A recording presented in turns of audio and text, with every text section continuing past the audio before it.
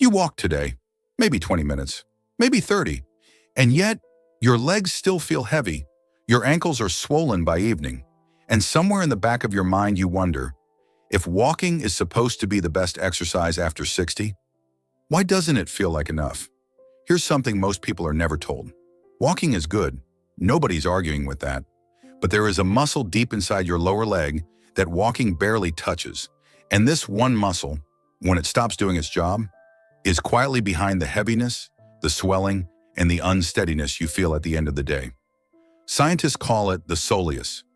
Cardiologists have started calling it something else entirely. Your body's second heart. Now that might sound dramatic, but stay with me, because when you understand what this muscle actually does, everything about how your legs feel will start to make sense. Your heart pumps blood down to your feet.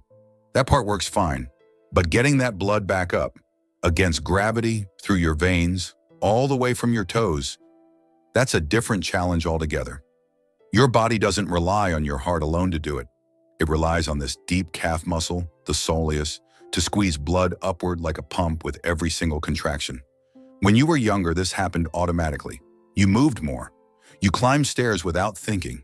You stood for hours. The soleus stayed active without you ever knowing its name.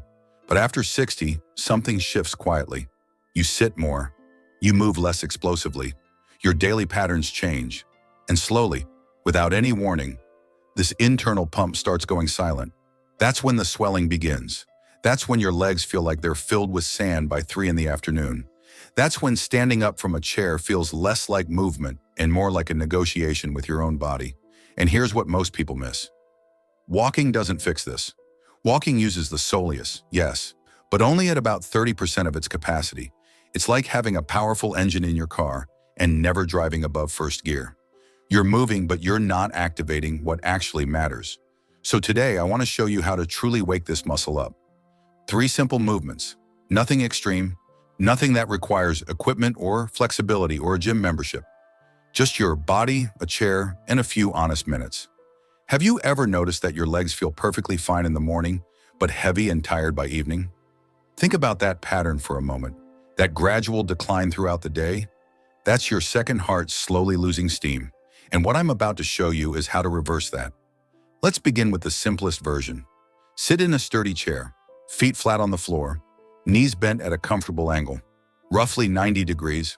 Now, keeping the balls of your feet pressed firmly into the ground, slowly raise both heels off the floor. Lift them as high as feels comfortable. Hold for 1 or 2 seconds at the top, then lower them back down slowly. Not a drop, a controlled, intentional descent. That's it. That is the entire movement. Do this 10 to 15 times. It takes less than 2 minutes. And what's happening inside your legs during those 2 minutes is genuinely remarkable. Every time you lift your heels, you're compressing the deep veins in your calves. You're forcing stagnant blood upward toward your heart. You're telling your nervous system, this pump still works. Turn it back on. People who start doing this consistently, even just once in the morning and once after lunch, often notice something within the first week. Less heaviness, less ankle swelling, a feeling that their legs actually belong to them again. Now, a word of caution.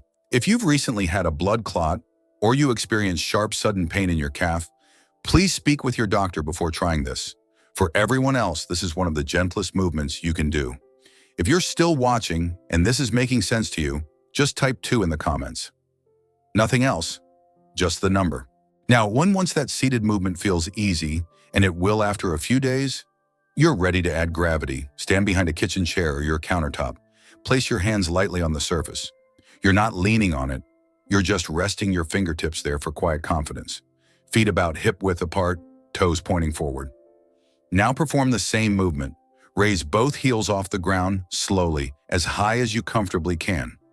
Pause at the top for a full second, then lower back down with complete control. This version does something the seated one simply cannot. When you're standing, your full body weight is pressing down through your calves. That means the soleus and its partner, the gastrocnemius, the outer calf muscle, are both working together to lift and stabilize you. But here's the part most people don't expect. This isn't just a strength exercise.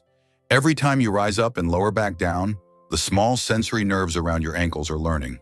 They're practicing something called proprioception. your body's ability to sense exactly where it is in space without looking. This is the same system that keeps you steady on an uneven sidewalk, the same system that lets you step off a curb without staring at your feet. And it's a system that fades with age, not because it's broken, but because it simply stops getting practiced. Here's something many people don't realize. Balance isn't something you either have or you don't. It's a skill. And like every skill, it responds beautifully to practice. You are not too old to improve it. You might just be out of practice. 10 to 15 slow, deliberate reps, twice a day if you can, morning and evening. Now, this third movement is the one most people have never seen before. And honestly, it might be the most important of all three.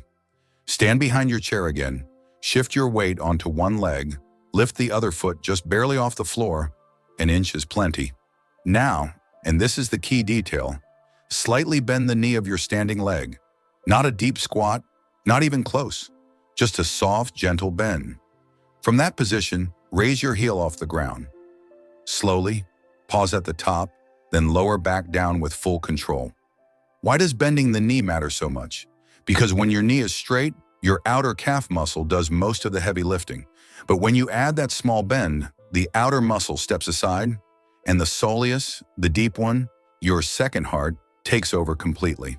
This is targeted activation. You're speaking directly to the one muscle that matters most for endurance, circulation, and standing stability. 8 to 12 reps on each side, slow and intentional. If you need both feet on the ground at first, that's completely fine. Progress towards single leg whenever you feel ready. There is no rush here. Do you feel that difference? That deep, low engagement near your ankle rather than high up in your calf? That's the soleus waking up. That's what has been sleeping. If this part taught you something new, type 4 in the comments. Just the number. Now, before we wrap up, there's one quiet habit that works against everything you just learned. And most people do it every single day without a second thought. Wearing thick, heavily cushioned shoes around the house all day long. I know they feel comfortable, but those thick soles do the balancing work for you. Your ankle muscles, including the soleus, never have to engage fully. Over months and years, that comfort slowly becomes a weakness. I'm not saying throw your shoes away, but when you're doing these movements and when you're simply standing around your kitchen, consider wearing thinner, flatter footwear, or go barefoot on a safe, dry surface. Let your feet feel the ground. Let your muscles do what they were designed to do. Here's how to weave all of this into your day without adding a single extra task to your routine. Morning, right after your tea or coffee, sit in your chair and do your seated heel raises. 15 reps, 90 seconds. Midday, while you're already standing in the kitchen, hold the counter and do your standing raises. 15 reps. Evening, before you settle in, try your bent knee raises. 8 reps on each side. That's less than 8 minutes scattered across your entire day. No special clothing, no workout schedule, no alarm to set. Just 3 quiet moments woven into the life you are already living. And here's what I genuinely want you to hear. You are not too old for this. You are not too stiff, too slow, or too far gone.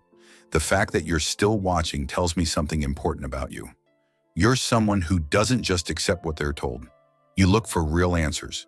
These 3 movements won't make headlines, but they might change the way your legs feel by the end of this week. They might change how you stand up tomorrow morning. And over time, they might return something that's difficult to put into words. A quiet feeling of being grounded, steady, capable. That's not fitness. That's freedom. If this helped you, or if someone you care about complains about heavy legs or swollen ankles, share this with them. Sometimes the right information at the right moment changes everything. And if you'd like more honest, no-nonsense guidance like this, the subscribe button is right there. No pressure at all. I'll be here either way. Take care of those legs. They've carried you a long time. Now it's your turn to take care of them.